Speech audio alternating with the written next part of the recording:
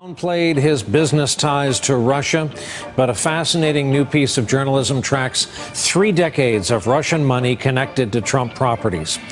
Trump's Russian laundromat reads the headline in the New Republic, quote, "Whether Trump knew it or not, Russian mobsters and corrupt oligarchs use Trump's properties not only to launder vast sums of money from extortion, drugs, gambling, and racketeering, but even as a base of operations for their criminal activities. Without the Russian mafia, it is fair to say Donald Trump would not be president of the United States." That is a weighty charge. And with us tonight, the author of this piece, Craig Unger, a contributor at the New Republic. Before I even let you say a word, I've got another paragraph I want to read to you that you wrote. Over the past 3 decades, at least 13 people with known or alleged links to Russian mobsters or oligarchs have owned, lived in, and even run criminal activities out of Trump Tower and other Trump properties. Many used his apartments and casinos to launder untold millions in dirty money. Some ran a worldwide high-stakes gambling ring out of Trump Tower and a unit directly below one owned by Trump. So, weighty charges indeed.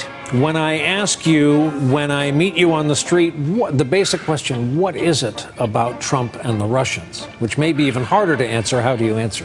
Well, there's been a lot of great reporting about Trump and the Russians lately, but if you want to know when he was first compromised by the Russians, I go back 33 years to 1984, and at that time, a guy named David Bogadin walked into Trump Tower. He was a Russian immigrant, and he had ties to the most powerful crime ring in Russia. And he sat down with Donald Trump, and he bought not one apartment, not 2, but 5 condos in Trump Towers. And the state attorney general later ruled that that was laundering money. And Trump Towers, in many ways, had been set up as a perfect vehicle for money laundering. It was at the time, it was one of only 2 buildings in New York City where anonymous people could use shell companies to buy condominiums.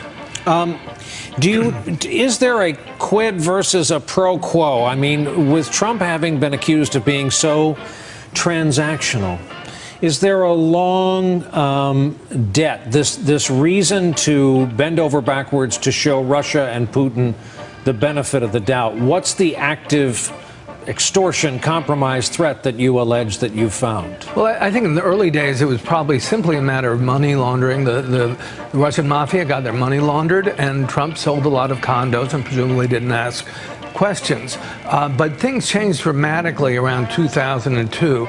And at the time, Trump was still reeling from his massive expansion in Atlantic City. He had ended up with owing $4 billion to 70 banks. I mean, those are not the kind of things you want on your resume if you're going to be running for president of the United States. And in 2002, a company called Bayrock moved into Trump Tower. It's a real estate company. And it, too, allegedly had ties to the Russian mafia. And they made Donald Trump an offer he could not refuse. They were going to put up about $1 billion in financing. Trump put up 0, and yet he got 18% of the profits on their joint ventures. Was he aware of all of this all the way along? And we recommend to our viewers, it's a long piece, but set aside some time and read it. Was he an unwitting participant? You know, I have no idea what was going through Donald Trump's mind, and I don't think that's the kind of thing. But I think you can see that from the way the building was set up and the massive amounts of finding 13 people, frankly, I think that's the tip of the iceberg. And the reason I think that is that a huge number of people who buy the condos use these shell companies. Since the election, about 70% of the sales in Trump-branded condos have been through shell companies. So there's no way for reporters to penetrate that. A special counselor, though, counsel is another matter. Especially one who has hired first-rate attorneys, especially in this area of financial crimes.